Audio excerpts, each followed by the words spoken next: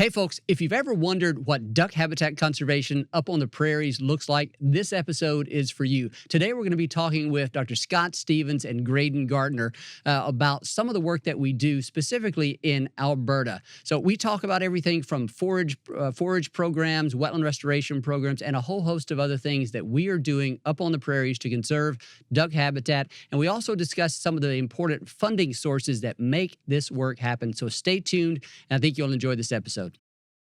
Can we do a mic check, please? Hey everybody, welcome back to the Ducks Unlimited podcast. I'm your host, Dr. Mike Brasher. I'm your host, Katie Burke. I'm your host, Dr. Jared Henson. And I'm your host, Matt Harrison.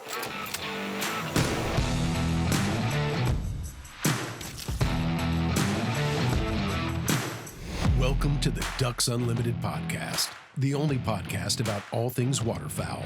From hunting insights to science-based discussions about ducks, geese, and issues affecting waterfowl and wetlands conservation in North America. The DU Podcast, sponsored by Purina Pro Plan, the official performance dog food of Ducks Unlimited. Purina Pro Plan, always advancing. Also proudly sponsored by Bird Dog Whiskey and Cocktails. Whether you're winding down with your best friend or celebrating with your favorite crew, Bird Dog brings award-winning flavor to every moment. Enjoy responsibly.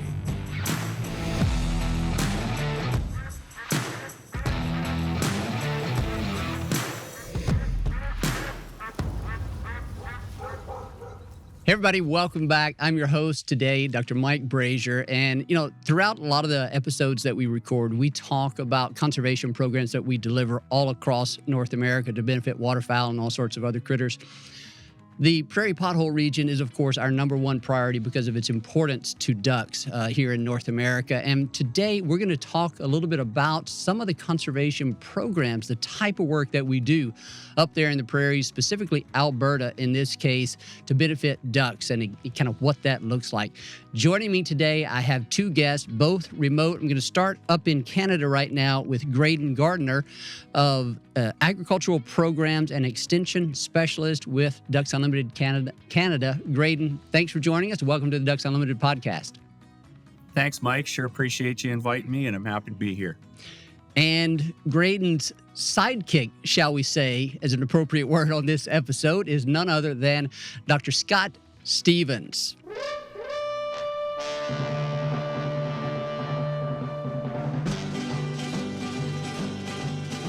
Scott, of course, gets his own sort of walk-up music here. He's been around with us for a number of years, I think we can say now. And Scott always brings great insight, a little bit of humor, occasionally some ridicule, and I suspect so we'll get a taste of all of that today. Scott is an appropriate person to join us on this episode because Scott used to work for Ducks Unlimited Canada, now working back for Ducks Unlimited Inc. here stateside, but has tremendous knowledge of a lot of the programs that occur up in Canada and their importance to waterfowl. Scott, welcome back. It's great to have you.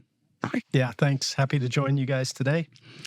We'll eventually get to this discussion about what our conservation programs look like in Alberta specifically here to give people an idea, a flavor of what their support, what their contributions are going to and how it's helping target the habitat needs, the ecology and biology of waterfowl populations. But, it's early November.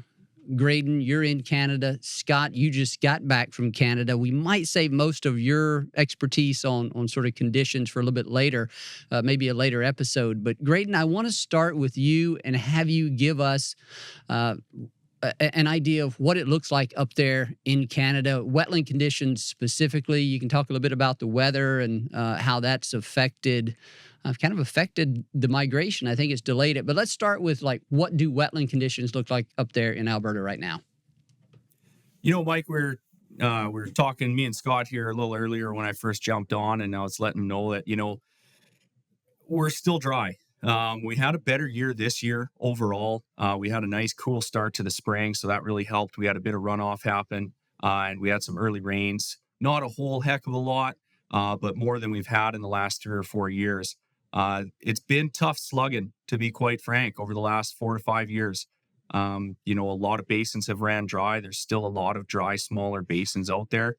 Your larger bodies are holding water, but it's hard to call them full right now. There's a lot of basins out there at that 10 to 30% level. a lot that are 100% dry, and just driving out around the landscape. It's tough. It is. So we're really hoping for a big snow year this winter, and that we can get a big runoff in the spring. We have just a little bit of soil moisture that's going to freeze up. We just had our big first snowfall today here. We got 4 or 5 inches on the ground this morning, and we're hoping that it carries on and doesn't stop all winter.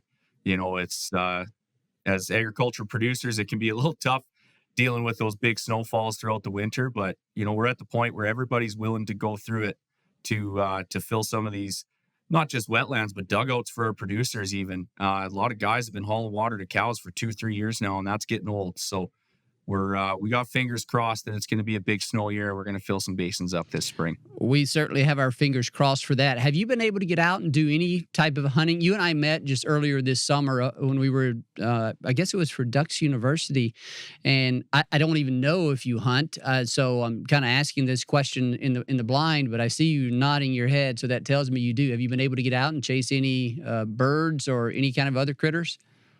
Yes, sir. Yeah, it's actually been a great fall for bird hunting up here in Alberta. Last year was a very weird year. We were very hot and dry all fall. And then right at the end of October, it went from warm, hot, and dry to cold, nasty, and snowy. And the birds just flew right over us on the fast track heading south. This year was polar opposite. We had a little bit of a chill start in early September. Started getting the birds moving down right to where I'm at here east of Calgary on that Highway 1 corridor.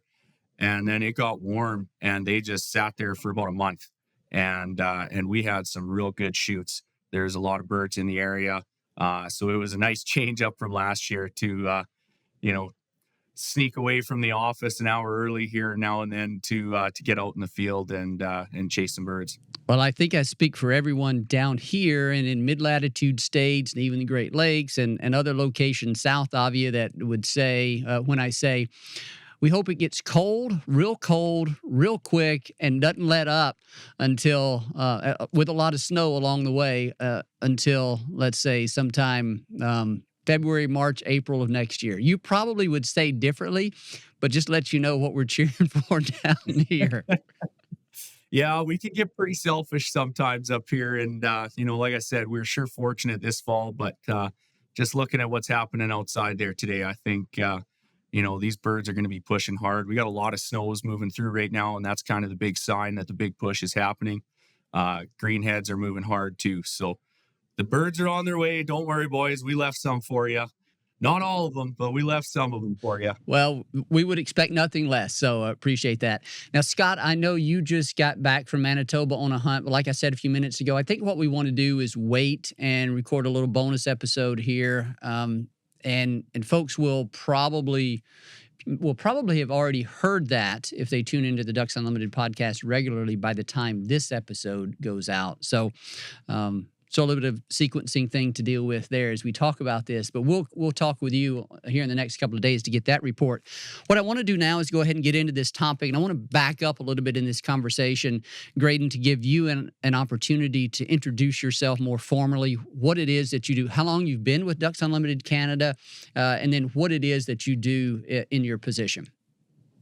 Absolutely. So again, pleasure to be here, Mike. It was great meeting you back in the spring at Ducks University. And I've been with Ducks Unlimited here coming 4 years this winter. My title right now is Agriculture Programs and Extension Specialist, like you said. I started out with the company 4 years ago doing conservation delivery. So in Alberta, we kind of have two sections of our programs. We have what we call conservation programs and what we call agriculture programs. And basically what that boils down to is term length and land use. So conservation programs being, your conservation easements, your long-term perpetuity ones that want to keep the habitat in its natural state. Agriculture programs being those that are shorter-term agreements, shorter-term programs, and we're initiating a land use change for the benefit of waterfowl and for the farmer as well. So 2 years ago, I made the shift from doing conservation delivery over to agriculture program delivery. Now I oversee the delivery of those programs in the province.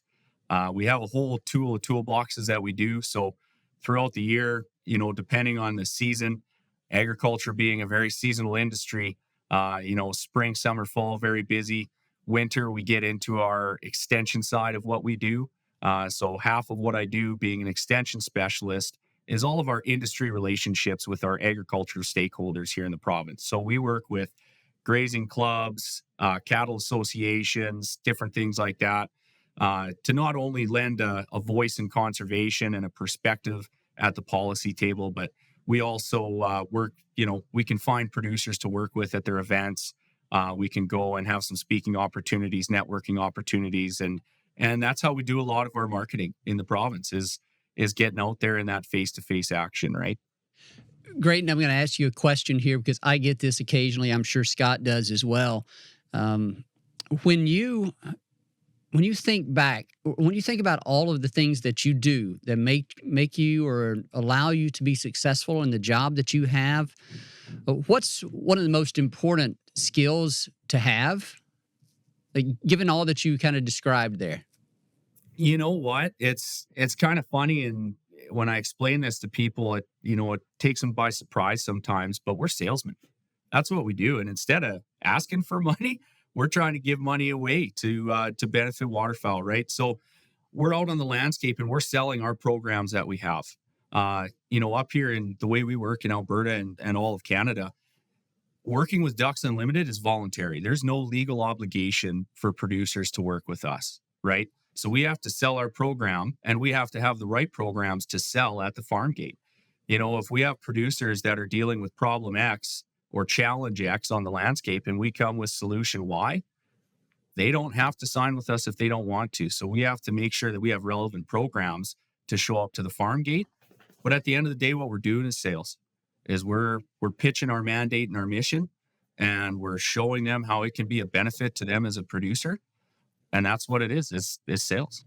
I thought you would say something like that. And what I heard whenever you were talking about that is that so much of the success in any of these programs depends on trust and a relationship with the people on the other side of this conversation, which means you have to be a good salesman, you have to have a good product, but you also have to be a person that likes to work with other people. You have to value those personal relationships, and you have to have the skills to develop those. So to the folks that are listening to this or watching this that want to pursue a job in this career, yeah, you can study ducks, you can study habitat, you can study the plants, and you can get to know all of those things, and you can get really knowledgeable about various statistical programs and so forth. But if you want to be on the ground delivering conservation, you got to be a person that likes interacting with other people and that is good at that, because at the end of the day, it's personal relationships that ultimately drive some of the conservation programs that we do. And so I know Scott is a great salesman. He's a great talker as well. And I know he would agree with all that. Yeah, well, Graydon and I were chatting before we got on too. And, I think one of the most important things is he's a producer himself. So, it gives him instant credibility with the folks sitting across the table from him because, he can talk about things that he's tried on his land, things that his neighbors have tried and what the results have been. So that's pretty important too. Yeah, for sure. So just wanted to kind of take a little bit of a call an audible there on a question. We hadn't really discussed that, but it's really interesting to hear those types of things come out. I'll also pause right here and tell the listener or the viewer, if you hear some banging or any kind of odd noises in the background, that's the sign of construction and some type of office expansion here at Ducks Unlimited's national headquarters. We are a growing organization. Anytime you come here to national headquarters to visit, you're going to find some part of the building where there's some type of construction ongoing or being planned. We are and that's what you hear right now. They're taking another room and making it into 2 offices so we can accommodate additional staff here to help grow our conservation work that we're doing all across North America here. So I want to talk about, Scott, and I'll go to you for this, talk about the importance of Alberta. That's going to be sort of the focus of what we're doing, what we're talking about here today, because Graydon, that's where you work. Scott, we're not going to get you to do an introduction because people kind of know and have heard from you a number of times. From a waterfowl duck perspective, talk about the importance of Alberta. We talk a lot about Saskatchewan. We hear about Manitoba a little bit, but Alberta is also really, really important. It's the westernmost of the three prairie provinces. But just kind of set that up for us. I have some stats that I can supplement with, but you've been there, you've worked there. Talk about its importance and how it differs from the others. Yeah, well, I mean, we've already touched on, and folks hear lots about the Prairie Pothole region. And I think maybe the first place I would start is that the whole geography is important, right? Like, so we have Alberta, Saskatchewan, Manitoba, the two Dakotas, high line of Montana. And then, it actually goes into Minnesota and Iowa. Those are more impacted landscapes that we're doing restoration on. But, the reality is we never know when the environmental conditions are going to be good in any of those areas, right? I mean, Graydon talked about it's dry in Alberta. It's dry across much of the Canadian prairies. We've had a little more water in the Dakotas, but we can have just the opposite, in a year or two. So we really have to maintain all of those geographies to be productive. Yeah, if you have the stats, I would say that, as far as the scale of the geography, Alberta is a big chunk of the Prairie Pothole region. In Canada, Manitoba is kind of a small corner of the province, but it's kind of really about the southern half or southern third of Alberta. There's a little bit that's clipped out in the mountains in the west, but much of the province is prairie and glaciated prairie. So it's an important geography. For different species, we have more western distributed species that breed there. I know in the springtime you can see cinnamon teal kicking around some of the areas that Graydon's in. So those are some of the unique characteristics of Alberta, but yeah, an important part of the overall equation. Historically, short grass prairie, in contrast to Saskatchewan and Manitoba, which were mid and tall grass prairie. There's sort of that gradient from east to west, where it's tall and then eventually gets to short grass prairie in the far western edge.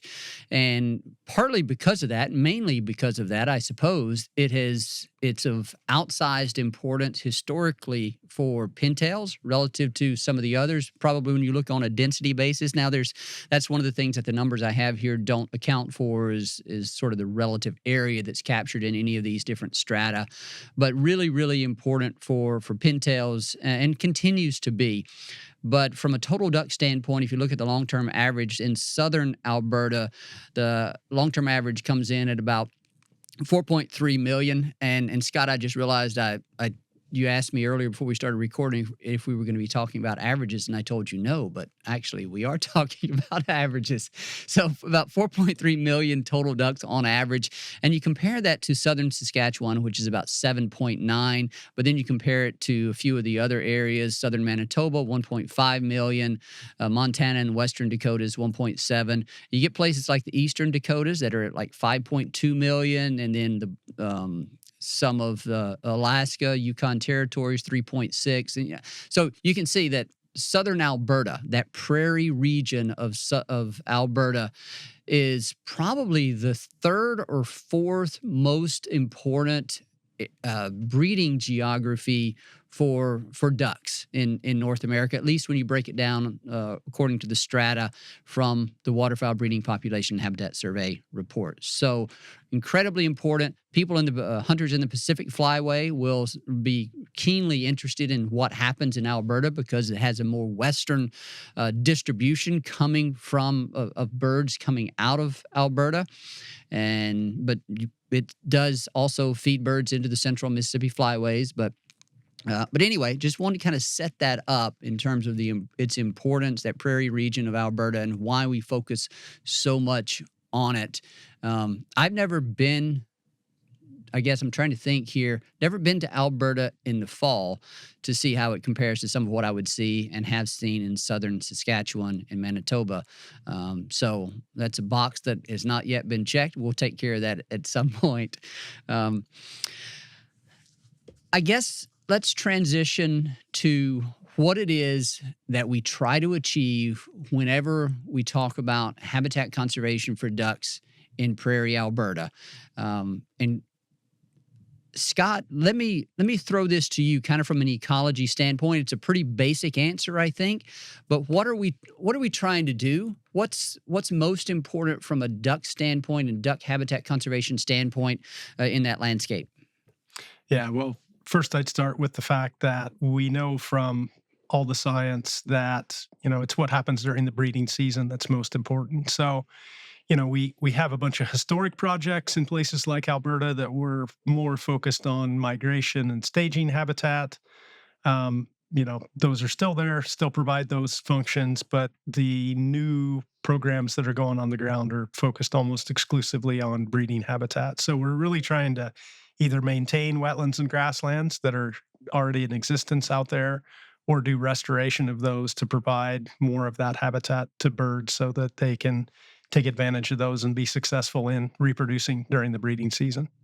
And then maybe talk a little bit about the risks. Are we still seeing wetland drainage there in Alberta? Are we still seeing grassland conversion? Most of the prairie nesting ducks we have up there are going to be ground nesters. There are some divers that nest over water, will build their nest over water, but most of these birds, these ducks, are going to be nesting on the ground, and that's where the grasslands come into play and are so important. But what are the threats that we continue to face? Yeah, it is still those threats of, really there are pressures to bring more land into production from an agricultural standpoint. That's the primary pressure. There are some pressures around urban areas, but those are more limited, I would say, especially in Alberta. So yeah, when crop prices are high, as they've been, over the past several years, there's pressure to bring more land into production, and that can mean, you can get additional land by either draining wetlands or converting grassland into cropland. So that's really the primary pressure. So, the programs that Graydon will talk about will be focused on either keeping grass and wetlands in place or restoring those, or in some cases, providing what we might call surrogate nesting habitat. Things like winter wheat provide some of that, is an agricultural crop, but has some nesting benefits to birds during the springtime. So, Graydon, how long have you lived in Alberta all your life? Yes, sir. Okay, so you've seen some of these changes that Scott talks about, right? Can you talk about that from a personal perspective? How easy is it to see those as a producer yourself, as Scott talked about? You have a bit of a unique perspective, kind of relative to Scott and me and some of the others that we traditionally talk about. But how do you see those things, and how does it make you feel when you see grassland being converted to one other use, to an alternative use? Yeah, I mean, it's to use a bit of a cowboy analogy and fit the Bonanza theme song with Big Hoss over there. It put the burr under my saddle. It really Very does. good. I love it. We're so limited on the native grasslands that we have left here in the Prairie Pothole region, not just in Alberta, but all across the southern prairies. And to see it, and I've seen it multiple times. And as a producer, I understand it. I'm not going to say I agree with it. I understand it by trying to, running a farm business and the pressures that come with that. But it hurts to see that stuff get tore up. To see, I've seen large operations where guys are farming 80,000 acres up here, and they have enough equipment to not just drain wetlands, but fill them in. I've seen guys haul dirt in for weeks on end with 20 tandem trucks and fill in a 10-acre basin. So, you see it out there on the landscape. But I do have to say, in Alberta, I do have to take a bit of a moment and champion our producers we have here. We have a lot of very forward-thinking producers that we've worked with. And for every one of those that you see gets tore up, obviously it's, in our lifetime, we're never going to see it get back to that true native range that we classify it as. But there's some other things that we can do to try and initiate that landscape level change. And we have a lot of really good producers here in our province that we're fortunate to work with and have that mindset of, we in our programs, we have a bit of a saying of farm the best and conserve the rest. So we understand at Ducks Unlimited that we're trying to feed the world. These producers are trying to run a business. They're trying to raise a family on the land, and that's their right. And you know what? It's one of the best lives to live. But when you can have that mix of conservation on the working landscape and find that harmony, it's a great thing. And that's probably one of the greatest satisfactions I get out of my job here is being able to see that, as much as you can see. There are instances where you're seeing a section of native grasslands broke up. You can go work with one of our great producers and see the great things that they're trying to do on their operation to bring some of that back. Now, Graydon, you're a producer yourself. Are you rancher, or is it row crop, or is it a mix? I didn't get all that whenever we were talking earlier. Absolutely. Depends on the day what hat I'm going to wear. So our family operation here, and we are a family operation. It's all family labor that we do. We have a mix of everything. So we do have cash crops, we have forage crops, and then probably the largest sector of our business is going to be livestock, primarily cattle, but we also run some sheep as well. So we, everybody in the family wears a bit of a different hat, which is really nice. We kind of have our own enterprises that we can specialize in, but we do dabble in multi facets around the agriculture industry. And that's useful because you're able to see the value, even some of the constraints, some of the opportunities in each of these programs that we'll talk about. I don't know that we're going to get to all of these, but we'll get to a couple of these, a number of them anyway. And that you have great perspective in that regard. So I want to start by talking about some of these programs that I think there's at least a couple of these that relate to improving conditions of the forage, of the upland vegetation. Let's say a forage program, then I see a rangeland improvement program. We talked about the importance of uplands of one type or another for providing nesting habitat. But what are these two programs? The DU Canada Forage Program and then the Rangeland Improvement Program, and how do those fit within what we're trying to do to improve the landscape for ducks? Hey, Absolutely. Can I interrupt for a minute? Yep. I was just going to say that I think when we talked about big overarching things, and I think you're right, Mike. It is advantageous that Graydon is a mixed producer and sees all the sides. Really, in the big picture, I think what we're trying to do with our conservation programs is sort of provide economic incentives for them to do things that are beneficial to, waterfowl and a whole host of other things out there. So, really, I think in the end, producers are making decisions based on the economics. I mean, they are good stewards, as Graydon talked about, but they've got to pay bills at the end of the day. So just kind of an overarching trend that, we're trying to think about how we make these things attractive economically. So now I think it's perfect. We can jump into the details. I appreciate that, Scott. One of the reasons why I wanted you have you on here, you can provide some additional commentary on those color, the additional color. Thank you. So there we go. Graydon, take it away.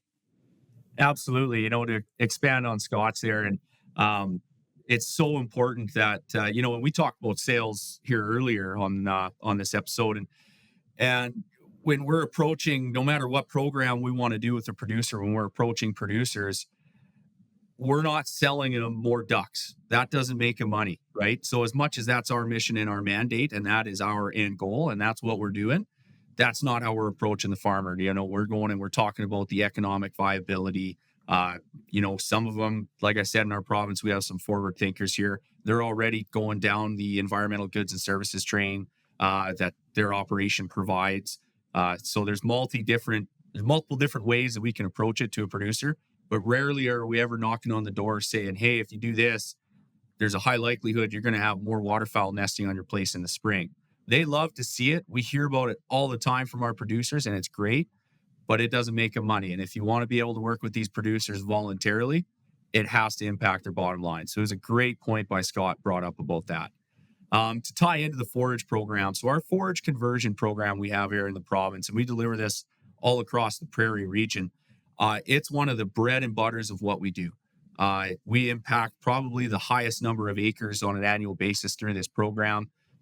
This last year in Alberta, we were right around that 10,000 acres that we converted from an annual cropland, so your wheat, barley, canola, peas, the stuff that we grow here in the province, into a perennial forage stand for a 10-year period.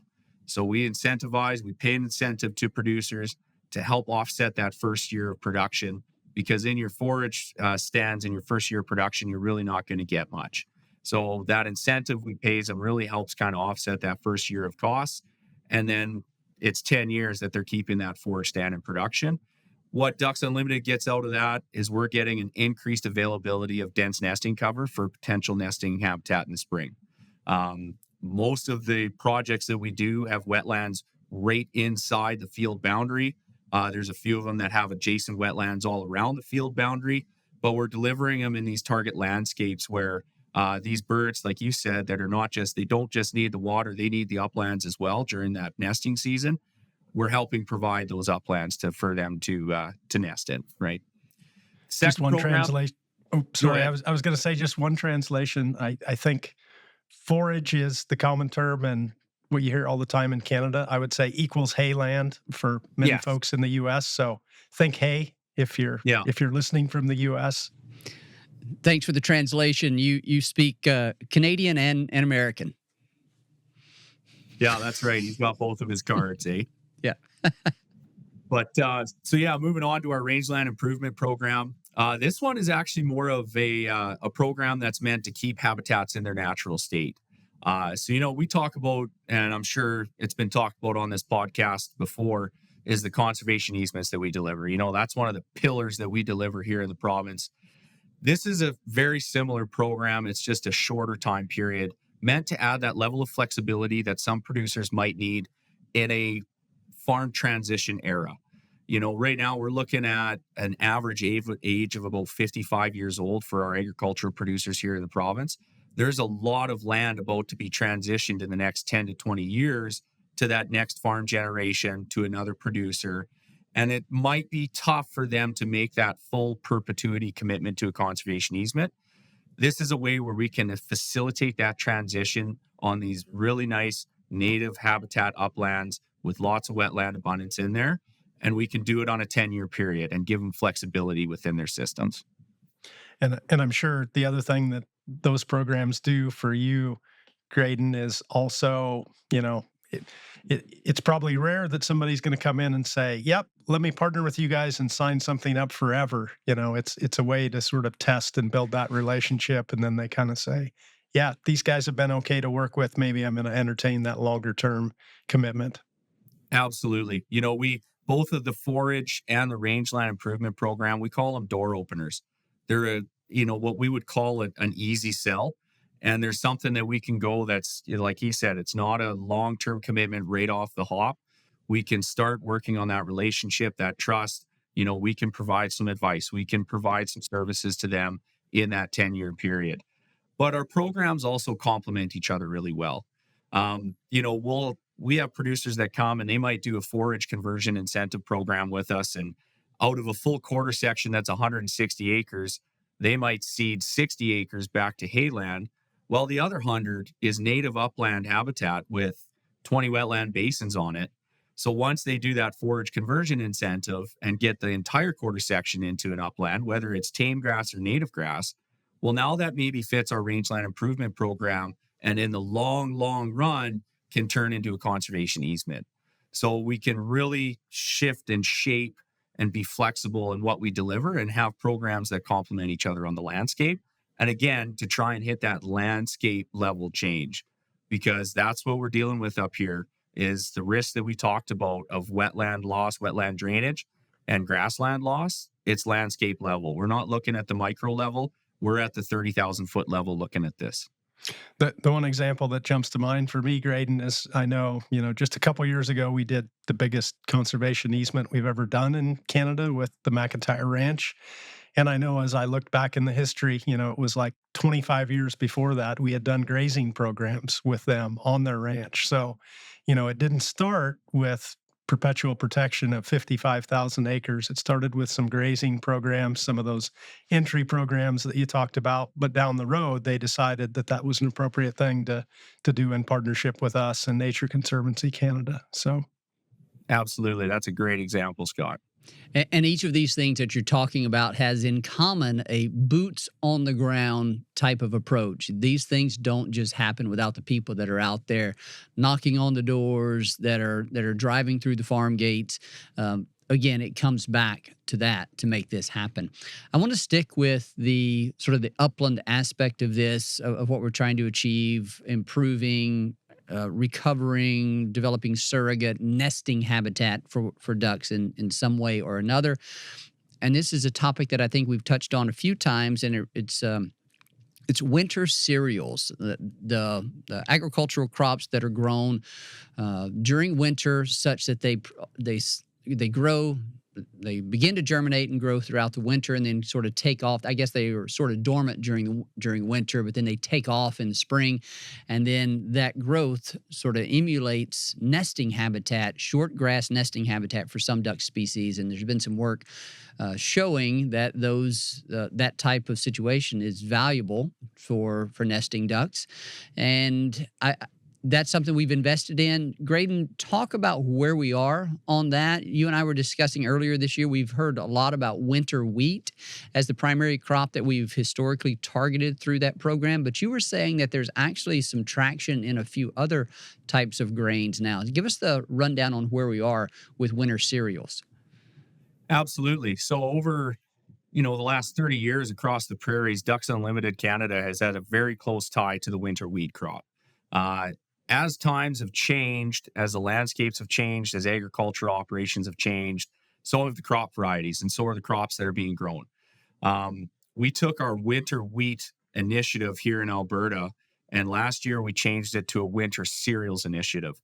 So what that does is it opens up the door for other crops just than wheat. So we have fall rye and winter triticale that are also part of our program. In Alberta, we are in a bit of a specialized area where we have a lot. I can't tell you the number, but it's a vast majority of the feedlot capacity in Canada for raising cattle is in Alberta. And those feedlot producers, they feed silage all year long. So some of them are growing corn, some of them are growing barley. A lot of them are starting to grow fall rye. The new hybrids of fall rye that are out there are producing some fantastic numbers, and they offer a higher level of flexibility on the farm, whether you want to graze it, silage it, take it for grain. So we took that feedback from producers, and this is where I have to give my coworkers here at Ducks Unlimited Canada a pat on the back. We're not just out there promoting our programs to producers. We're talking to them. What challenges are you facing? And how can we adapt as Ducks Unlimited? As a service provider, how can we change to fit your needs? And how can we find that middle ground between conservation and agricultural production? And this is such a great example of this. So we changed to a winter cereals initiative. Again, those crops that are seeded in the fall time, they're dormant. And really the benefit to these crops is that you don't have a giant piece of iron, a seed drill, being drug over every square inch of these crops in the spring. Pintails, like we talked about before in the province, Alberta is so critical to the pintails. Well, what do pintails like nesting in? They like nesting in that shortgrass prairie or that cereal stubble that's about 6 to 8 inches tall. So if you're not dragging a drill over all those nests in the spring because that crop's already in the ground, like you said, the research that our great team at IWAR here has proven. Jim DeVries was, one of the lead scientists on that. I've met that man, fantastic individual. I believe it's about 300% increase in nest success for pintails that nest in a spring or a fall cereal seeded crop. And so it's been a great success here in the province. We're able to use the winter cereal program to also work with a different dynamic of producer. A lot of the programs that we have are a great fit for either the cattle producer or the mixed cattle and grain producer. What winter cereals does is we can now work with that grain only producer. That fella or that gal that's farming 30,000 acres, they can still achieve a level of conservation on their landscape by doing a winter cereal program with Ducks Unlimited. So we're able to reach a wider scope of producer and a larger landscape in which we can have a positive effect on. That's it's been one of the more exciting innovations that we've tried to put on the ground here over the past 20 or so years. And it's exciting to see, continues to be exciting to see the the additional thought going into that. Winter wheat hasn't taken off quite like we hoped it would, but the expansion, at least that's sort of my understanding, the expansion to other varieties and other grains is certainly. It continues to show that we see value in that approach, and I'm happy to see that we're still pursuing that. I want to move on quickly to talk about some of the wetland restoration programs that you have going. We've talked about mostly upland related work, although some of those programs that you mentioned do, I think, increase the likelihood of some of those embedded wetlands being retained on the landscape would be my assumption. But there are a few opportunities out there where we actually engage in restoring wetlands that have been drained. Talk about those if you could, Graydon. Absolutely. So one of the bread and butter programs, again, that we've done here over about the past 10 years in Alberta is our wetland restoration lease program. A quick overview of the program is we'll use a lot of aerial imagery, satellite imagery, driving around on the landscape to try and find these wetland basins that have been drained generally by a big V plow, but some anthropogenic drain by human causes that is no longer holding this basin. We'll try and find those, approach the producer. And what the program is it's a 10-year lease. So what Ducks Unlimited Canada does is we'll come in, we'll plug that ditch up, we'll seed it with grass, we'll bring that water cycle back. So once you plug these ditches and you just let that water cycle bring that water back to the basin, we'll lease those wetland acres from that producer for that 10-year period. So we pay them fair market value per acre so that if they're farming through that basin or whatever, we can compensate them for that loss of quote unquote production. Although a lot of these basins, guys are only getting crops off them 2 out of 10 years. So it makes a lot of sense for us to come in and says, hey, you don't have to lift a finger. We'll restore the basin. We'll pay you a bit of money to compensate you for your production loss. And then after that 10 years is up and we shake hands and say, okay, that was a fair deal. In Alberta, we have the Alberta wetland policy. And once that basin is restored, that is now protected under the Alberta wetland policy. And unless you have a special license to divert water, you cannot legally redrain that basin. So it's a great deal for ducks in terms that we don't have to look after that basin or maintain it in perpetuity. After that 10 years, we can pass the maintenance of that basin off back to the producer, but it is now protected under the legislation that we have here in the province. And Ducks Unlimited played a big role in helping to get that legislation in place and create the Alberta wetland policy. And without it, we couldn't have the success that we've had with our wetland restoration program. And the landowner obviously knows that stipulation on the back end kind of going into this, right? And so again, all of these are voluntary incentive-based programs, fully aware of what it is that you talked about regarding the Alberta policy that is in place once that agreement expires. Absolutely. That's conveyed from day one. We have little information packages that are like a 101 on the Alberta wetland policy to help make producers aware of all the stipulations that comes with it. And this ties back to where we're selling the program. We're talking about economics on the farm. We're impacting the bottom line. But the producers love to see the effects of what we do. And as an agricultural producer myself, I can say that generally farmers need to see it to believe it. So when we can get in the door through the economic sales pitch and provide those results, the amount of phone calls we get from producers 2, 3, 4 years down the road, man, you got to come out and look at this basin.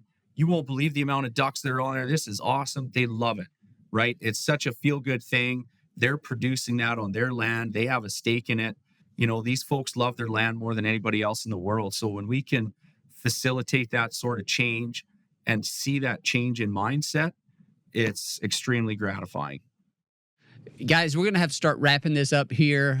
We've kind of got a hard stop for another episode that we want to record here in the studio. We could talk a little bit more about a number of these things. Scott, I did want to give you a few minutes here, though, just to talk about one particular funding program. We talked a lot about the programs, what they look like, what they translate to in terms of duck habitat, but none of this happens without the boots on the ground, and also none of it happens without the funding to actually provide these incentives. And I think people will be excited to know and pleased to know that they have a connection. People here in the States have a connection in multiple ways to the funding that is actually going to put this habitat on the ground. So Scott, talk about that. Mainly, I want you to emphasize what we call our Fall Flights program, where some of that funding comes from. Right. Yeah, the Fall Flights program is funding that comes from state agencies, typically from their duck stamp sales. And in most states, a portion of that goes to Canada to provide this nesting habitat that supplies birds to them. So I want to say across the prairies, we're up to a little over 3 million acres or $3 million a year comes from state agencies. I think we almost have all 48 of the lower states engaged in the Fall Flights program. So yeah, provides a lot of money. That money is matched 3 times when it goes to Canada, once by Ducks Unlimited and another 2 times typically through a program called North American Wetlands Conservation Act, or NAWCA. So, state provides $1. We bring 3 other dollars to the table to fund all of the things that Graydon has talked about and has all these benefits. So really important program, and one that helps deliver habitat on the ground in Canada.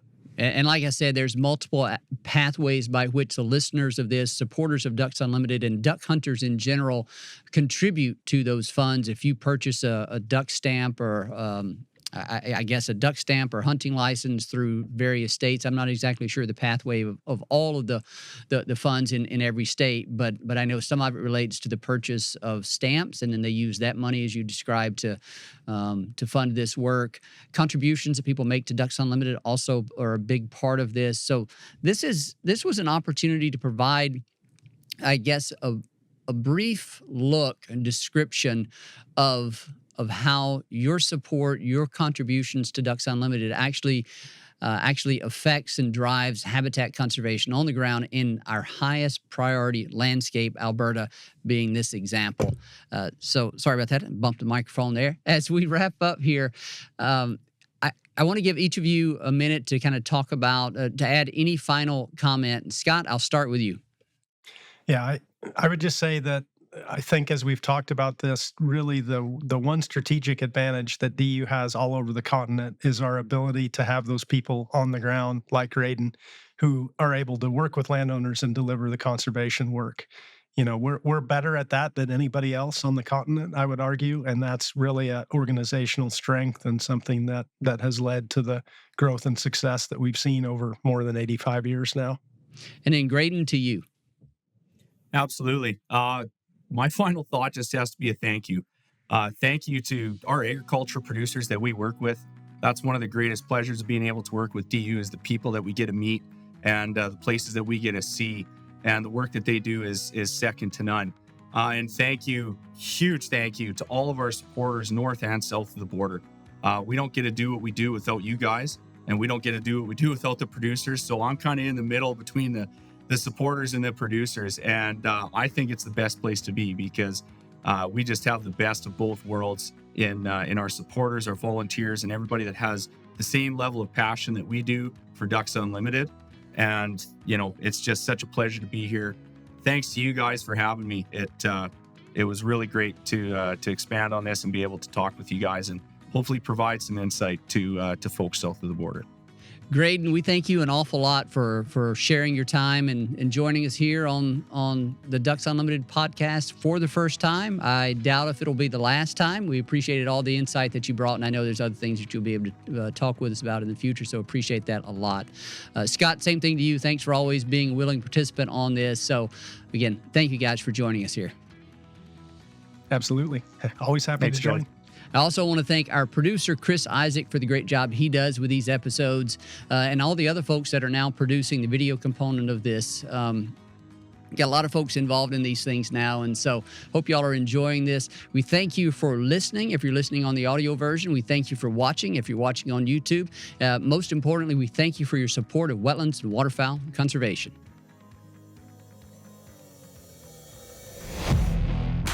Thank you for listening to the DU Podcast, sponsored by Purina Pro Plan, the official performance dog food of Ducks Unlimited. Purina Pro Plan, always advancing. Also proudly sponsored by Bird Dog Whiskey and Cocktails. Whether you're winding down with your best friend or celebrating with your favorite crew, Bird Dog brings award-winning flavor to every moment. Enjoy responsibly. Be sure to rate, review, and subscribe to the show and visit ducks.org/DU podcast. Opinions expressed by guests do not necessarily reflect those of Ducks Unlimited. Until next time, stay tuned to the Ducks.